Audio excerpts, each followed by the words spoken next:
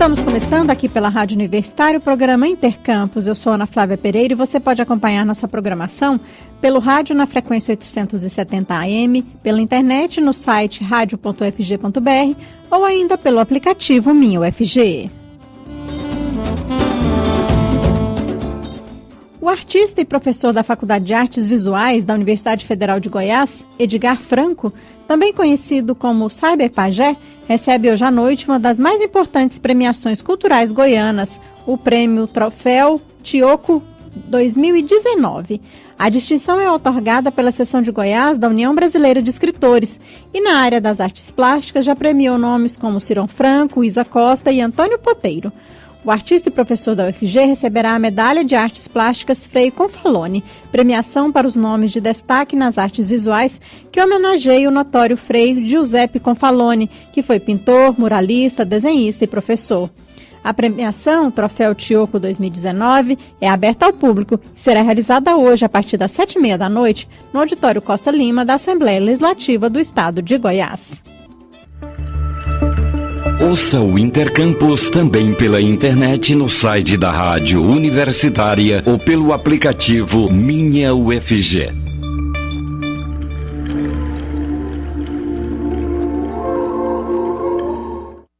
E hoje é dia da nossa parceria com a Regional Catalão da UFG. Em breve, Universidade Federal de Catalão. De lá a gente conversa com o Wellington Alves. Olá, Wellington, o que você conta pra gente hoje aí de Catalão? Olá, Ana Flávia, bom dia a você, bom dia aos ouvintes aí da nossa querida Rádio Universitária da UFG. Vamos falar sobre um aluno de Engenharia Civil aqui do nosso curso que ganhou o Prêmio UFG de Iniciação à Pesquisa Científica, Tecnológica e Inovação. Então, o nosso querido Vitor do Nascimento Oliveira, aqui do curso de Engenharia Civil, com o trabalho intitulado Análise em Multiscala de Chapas através do método dos elementos de contorno, considerando-se diferentes distribuições de inclusões no EVR. Foi o trabalho, então, que foi desenvolvido em orientação juntamente com a professora Gabriela Rezende Fernandes, do nosso departamento aqui de Engenharia Civil, e então eles vieram a ser agraciados com a premiação aí realizada pela UFG. Eles foram o prêmio vencedor dentro da área de engenharias. A premiação vai acontecer dentro do Consune, aí da UFG, né, o último Consune do ano, que é a sessão comemorativa, no dia 13 de dezembro, então eles estarão aí para receber esse prêmio.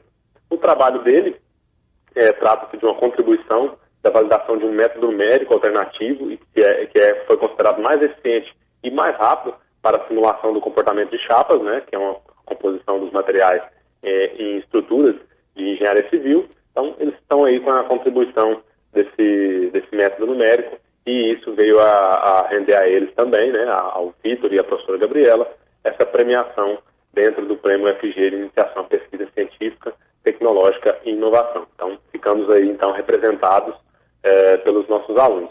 Tivemos também outro trabalho contemplado na área de engenharia, aqui da Regional Catalão, da Regional Goiânia, que foi do aluno Danilo Cavalcante, ele, então, como eu disse, da Escola de Engenharia Civil da Regional Goiânia. Então, os cursos de engenharia civil, tanto daqui quanto aí de Goiânia, sendo premiados aí, né, pela nossa Universidade Federal de Goiás. Bom, outra notícia muito importante e muito legal é que a nossa equipe de basquete em cadeira de rodas, o FCAT Aspedec, foi premiada na competição que foi realizada em Araguari, Minas Gerais, né, cidade vizinha nossa aqui de Catalão, no dia 14 de novembro. Então, no mês passado, né, essa nossa equipe foi participar lá do primeiro triangular de basquete em cadeira de rodas da cidade de Araguari e já voltou de lá, então, com um prêmio de segundo lugar. Então, disputou a final, o nosso time aqui, e ficou com as premiações de segundo lugar. Foi um grande feito aqui para a coordenação do projeto de extensão que cuida desses nossos atletas aí, né, do basquete em cadeira de rodas, inclusão, saúde e cidadania. Esse é o nome do nosso projeto de extensão aqui. E é um projeto de extensão que acontece todas as terças, quintas e sextas, as aulas aqui na nossa quadra de esportes, né, nosso complexo esportivo aqui do curso de Educação Física. E os nossos atletas aí e membros, né, do projeto de extensão que são beneficiados com essas atividades estão sempre participando dessas competições que tem no entorno aqui de Catalão, né, e na região e outros estados também. Já participaram de diversos outros eventos esportivos, como, por exemplo, o Campeonato Goiano de Basquete em Cadeira de Rodas, já participaram, já receberam premiações, já participaram da Copa Aparecida e vários outros torneios amistosos feitos com outros grupos de basquete em cadeira de rodas, né, de outras universidades, sempre então aí mantendo esse pessoal incluído, participativo nos esportes e, como podemos ver, né, tendo também retornos em termos de premiação, né? Então fica aí os nossos parabéns, e a notícia divulgada no site também tem lá o parabéns da coordenação do Projeto Extensão a toda a equipe e aos atletas que conseguiram mais essa conquista aqui para a Regional Catalão. Muito legal. Tá certo, Se tiver Elton. interesse em saber um pouquinho mais de todas essas nossas notícias, é só acessar o site, que lá tem as matérias completas sobre cada uma dessas novidades. Muito obrigada por sua participação aqui no Intercampus mais uma vez, e até semana que vem, então. Nós é que agradecemos o espaço de sempre aí, Ana Flávia, e semana que vem estaremos aí, se Deus quiser. Um abraço a todos. E hoje é dia da nossa parceria também com a Regional Jataí da UFG, em breve Universidade Federal de Jataí. Quem nos traz as informações de lá é a Micaela Câmara. Olá, Micaela, o que você nos conta hoje? Bom dia, Ana Flávia, bom dia, ouvintes. Hoje estamos trazendo para vocês, né, a notícia de que agora em janeiro 2 editais de pós-graduação estarão abertos.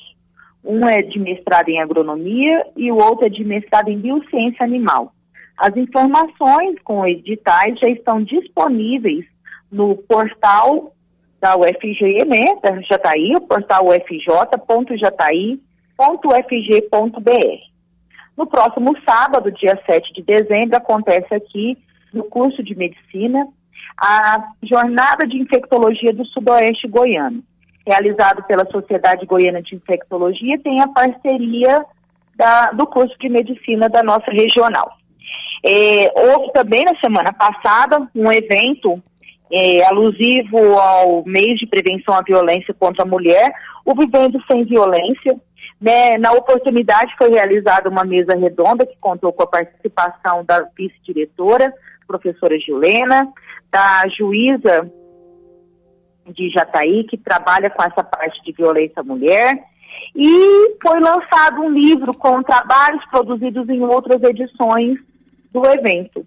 É um momento em que se discute o fortalecimento da mulher, a prevenção à agressão, e teve a participação de vários segmentos de nossa comunidade.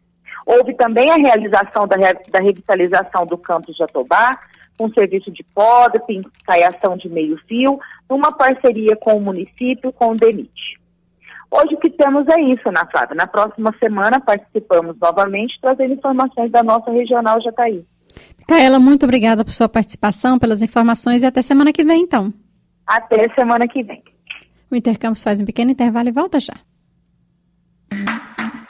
Intercampus, de segunda a sexta, às 11h30 da manhã. Fique ligado.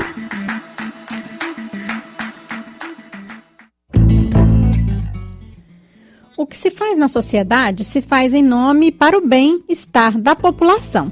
A frase é de Abílio Baeta Neves, ex-presidente da CAPES, a Coordenação de Aperfeiçoamento de Pessoal de Nível Superior. Ele esteve ontem em Goiânia como convidado especial da abertura do seminário de pós-graduação da Universidade Federal de Goiás. Esse seminário que está sendo realizado durante toda essa semana. Ele conversou com a jornalista Silvânia Lima sobre os modelos vigentes e a necessidade da construção de um sistema de pós-graduação nacional. Vamos acompanhar a conversa. Avaliação, desafios e perspectivas da pós-graduação na UFG. Esse é o tema do seminário que está sendo realizado esta semana na universidade, com a proposta de discutir modelos, financiamentos e outras diretrizes de interesse para a formação à pesquisa. A palestra de abertura do evento, realizada nesta segunda-feira, contou com a participação do professor Abílio Baeta Neves, que esteve à frente da Coordenação de Aperfeiçoamento de Pessoal de Nível Superior, CAPES, por vários mandatos, somando 11 anos e meio de gestão na principal agência de fomento à pós-graduação brasileira. Vamos saber dele qual é o panorama e o futuro da pós-graduação no Brasil. Bem, quando se fala de pós-graduação, trata-se de recursos humanos altamente qualificados e de produção de conhecimento científico, tecnológico, cultural.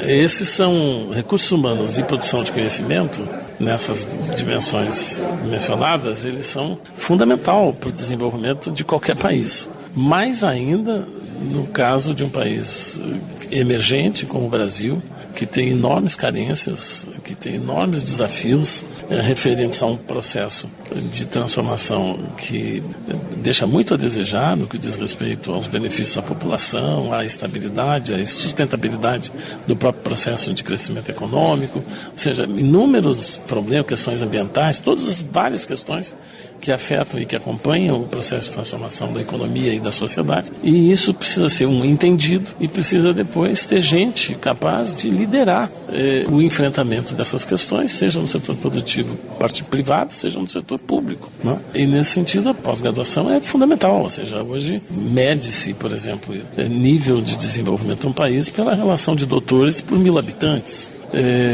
Mede-se a capacidade do país ou da nação de se movimentar nessa sociedade global de conhecimento, pelo conhecimento que ela produz, pela ciência que ela produz, que sustenta processos de inovação e, portanto, aumento de competitividade. Ou seja, nós estamos falando de uma cadeia que começa exatamente no recurso humanos e na produção de conhecimento. E isso no Brasil a gente tem fundamentalmente na pós-graduação. O senhor citou então a relação da pós-graduação com índices de desenvolvimento, né? Qual é a situação do Brasil nesse quadro? Bom, o Brasil teve um desenvolvimento nos últimos 50 anos fantástico em termos de qualificação do recurso humano formado, em termos da construção de um sistema nacional de pesquisa científica e tecnológica.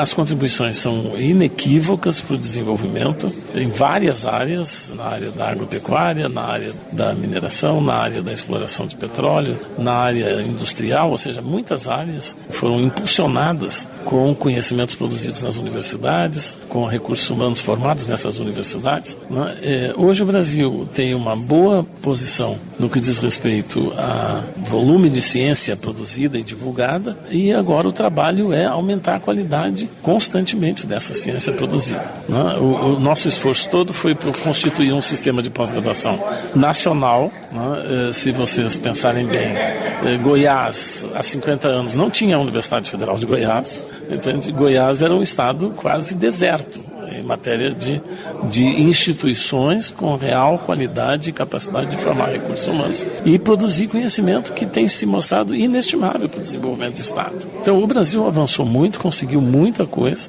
só que os desafios aumentaram, os desafios crescem e hoje nós precisamos realmente rever, inclusive, esse desenvolvimento e eventualmente identificar novos caminhos, seja para o trabalho das universidades, seja para os órgãos públicos responsáveis pelo fomento e pela avaliação. Esse é o tema dessa mesa que o senhor participa aqui hoje, nesse seminário da pós-graduação.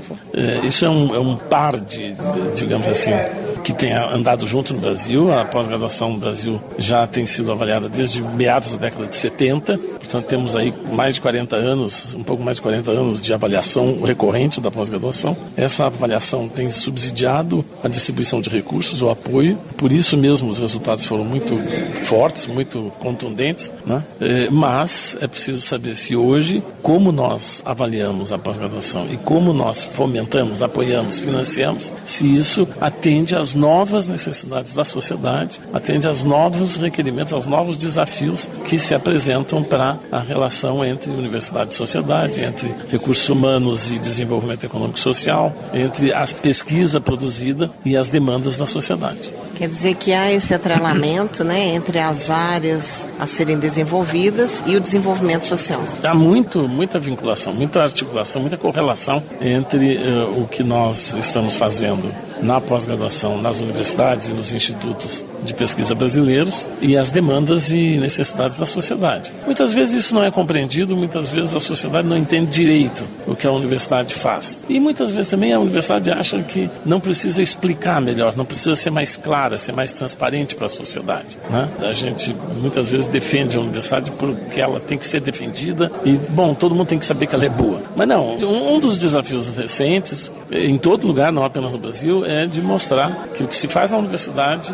se faz em nome e para o bem-estar da população. E a sociedade precisa cada vez mais, e quanto mais a sociedade reconhecer isso, mais também ela se disporá a apoiar, a fomentar e a fortalecer o nosso sistema universitário. Nessa avaliação, professor, além das demandas internas, há também uma avaliação externa, né? A pesquisa brasileira hoje é reconhecida no exterior. Ela tem muitas áreas em que ela é reconhecida no exterior, outras áreas ela é mais fraca, né? O Brasil participa de redes de produção de conhecimento internacionais de alto nível.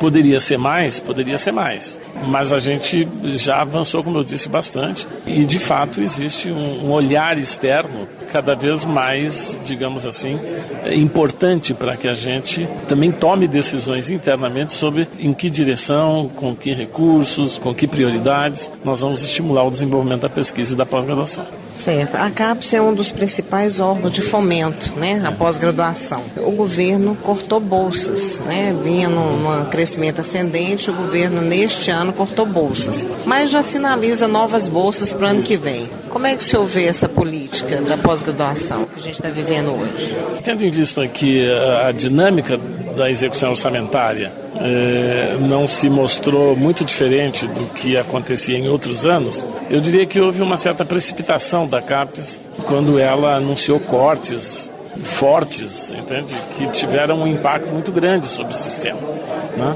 Eu digo que foi uma precipitação porque agora, ao final do ano, o próprio Ministério anuncia que recuperou todo o orçamento da CAPES, né? E que para o ano que vem, inclusive, estão esperando que haja um crescimento do orçamento da CAPES. Então, bom, se corrige o orçamento, o que o sistema inteiro de pós-graduação, as universidades, esperam é que se explicite melhor o que querem fazer com esse dinheiro. Há um modelo de distribuição de recursos e de fomento da pós-graduação, que é um modelo histórico, que precisa passar por ajuste, mas parece que a CAPES está se afastando desse modelo. Então, bom, o que vem no lugar disso? Ou seja, e como é que o sistema poderá ter tranquilidade suficiente para continuar desenvolvendo o seu trabalho sem sustos, né? E sem, digamos assim, a incerteza de uma quebra de padrão, uma quebra de expectativa. Quer dizer, eu acho que é isso que a gente precisa ter, ou seja, voltar a ter confiança e voltar a ter estabilidade e segurança na expectativa de que as coisas vão acontecer como o sistema precisa. Você é otimista em relação ao futuro da pós-graduação? Eu sou otimista com relação ao futuro da pós-graduação. Eu diria que sim, apesar de muitas dificuldades, né, eu acho que o Brasil não pode prescindir da pós-graduação e, portanto, nós temos na pós-graduação que lutar por ela, mas, ao mesmo tempo, nós temos que trazer a sociedade para o nosso lado. Ou seja, quanto mais a sociedade perceber que a pós-graduação, os professores, os docentes, os pesquisadores, os estudantes estão trabalhando, né, se qualificando e produzindo conhecimento que resulta em melhoria da qualidade de vida da população, mais a sociedade vai nos apoiar. Muito obrigado, professor. Obrigado eu. Muito obrigado.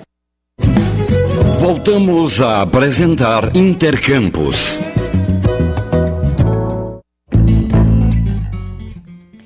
A partir dos solos descartados na construção civil, um projeto de sustentabilidade da Universidade Federal de Goiás propõe a obtenção de tintas naturais. A pesquisa é coordenada pela professora Andrelisa Santos de Jesus, do Instituto de Estudos Socioambientais da UFG, o IESA, e objetiva o aproveitamento do solo de rejeito da construção civil no Cerrado. De acordo com ela, as tintas naturais oferecem muitas vantagens e têm a mesma qualidade das tintas industriais. Ela conversou com o jornalista Delfino Curado Neto. Vamos ouvir.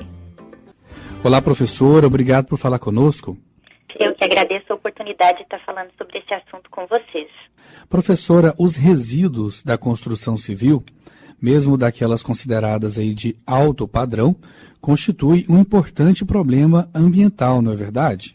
Exatamente. Na verdade, independente do porte, do padrão da obra, a cadeia produtiva da construção civil, ela consome percentuais muito significativos dos recursos naturais que são extraídos do planeta. E incorporam, RCD nos resíduos sólidos urbanos. Então, parte dos resíduos sólidos urbanos, uma boa parte, mais de 50%, está relacionada a resíduo de construção e demolição. E quais que são esses resíduos de demolição de construção? Dá exemplos para a gente, por favor. Então, exemplos desses resíduos podem ser o concreto, fragmentos de tijolo, finos de tijolos, argamassa, cerâmica, gesso e o próprio solo. E é possível reaproveitar alguma coisa desses resíduos para que eles não sejam despejados no ambiente?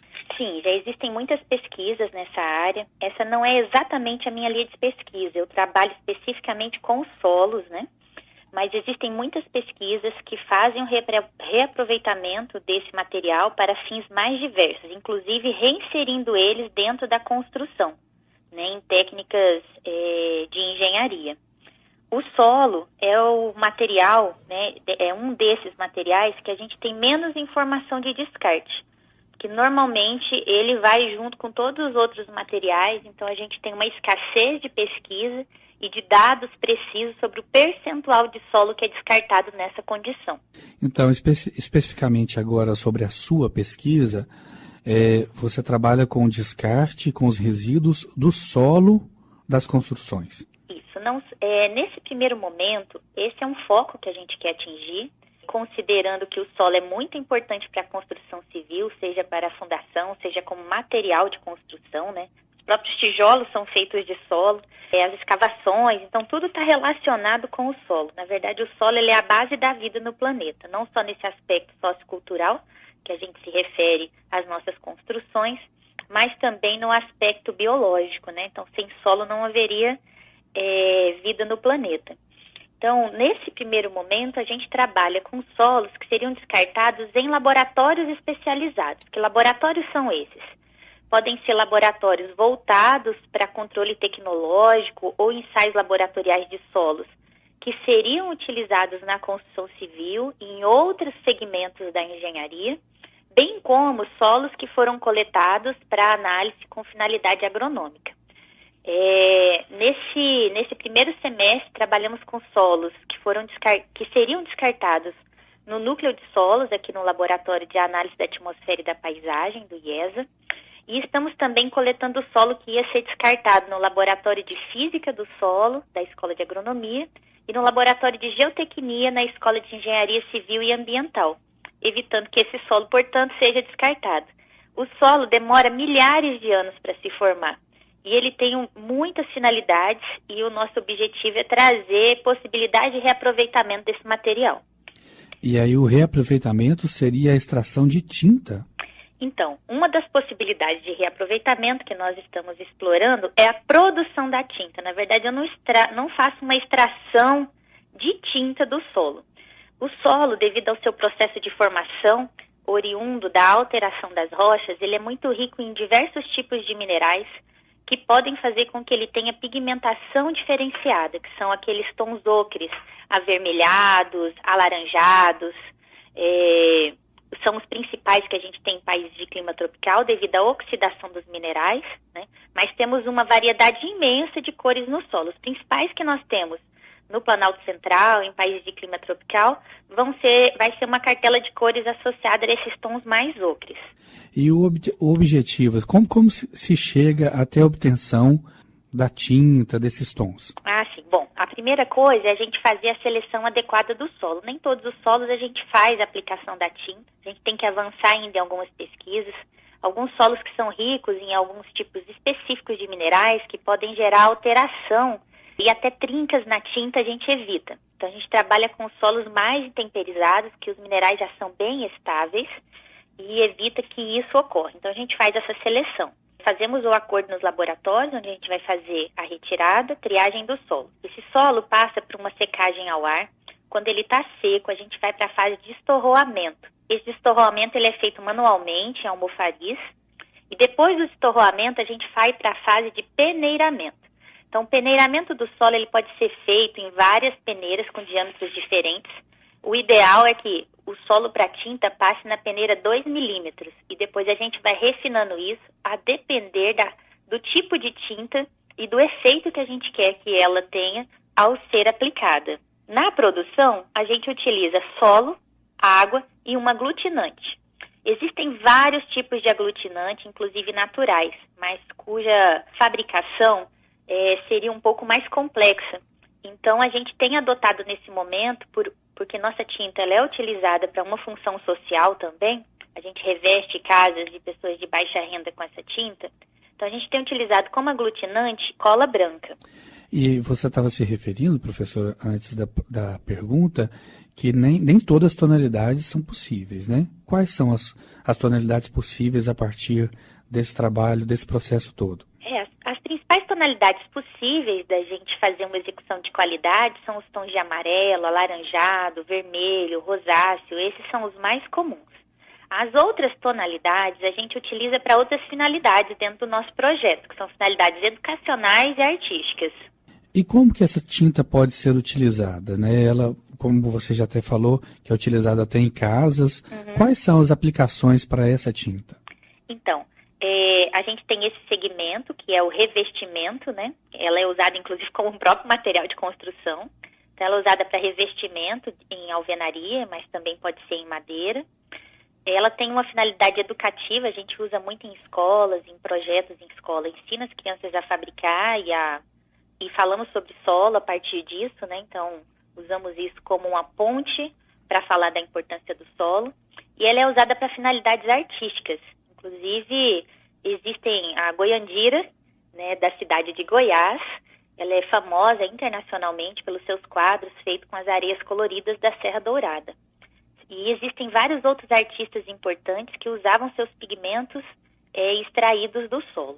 Professora, por que a gente deve substituir as tintas convencionais por tintas obtidas aí por processos mais naturais, como esse processo aí da sua pesquisa? Excelente pergunta. Na verdade, o nosso objetivo não é substituir por completo as tintas convencionais, porque se a gente for escalar essa produção a um nível industrial, ela também vai gerar um determinado impacto e a gente não vai conseguir atender o mercado. O que a gente quer é colocar uma alternativa, sobretudo uma alternativa àquele nicho da população que não tem acesso a comprar uma tinta, mesmo que de segunda linha, para fazer o revestimento da sua casa, né? Nós sabemos que no Brasil o padrão de autoconstrução ele é predominante. Então, no início da nossa conversa, nós falávamos sobre as construções de alto padrão, que são a realidade, inclusive, na nossa cidade.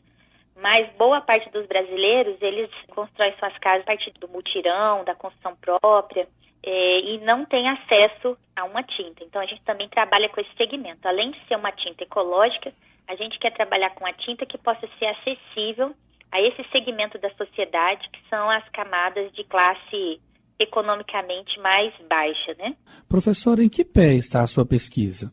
Bom, a gente começou com um grande projeto de extensão, né? Então, nós temos um projeto chamado Multiplicando Saberes sobre Solos, começou numa parceria com professores da Escola de Engenharia Civil e Ambiental, onde o nosso foco principal eram processos erosivos, dado que esses processos são muito comuns na cidade de Goiânia, no estado de Goiás também. Então, o nosso foco educativo era mirar essa questão da erosão. O projeto ele foi ganhando corpo, a gente teve muitos alunos envolvidos dos mais variados cursos da universidade e, na ocasião, fomos até indicados, ficamos entre os finalistas do Prêmio CREA Goiás de Sustentabilidade, quando a gente passou a denominar esse projeto de Multiplicando Saberes sobre Solos.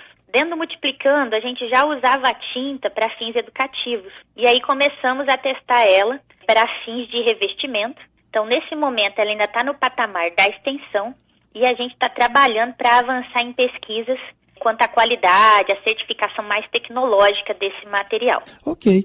Nós conversamos com a professora Andrelisa Santos de Jesus, que é do IESA, Instituto de Estudos Socioambientais da UFG, que falou sobre a pesquisa que ela está à frente, mas tem um grupo também pesquisando sobre a obtenção de tintas naturais a partir de solos descartados. E com essa informação, a gente encerra o Intercampus de hoje. Os trabalhos técnicos foram de Ana Cláudia Rezende. Obrigada pela audiência e até amanhã.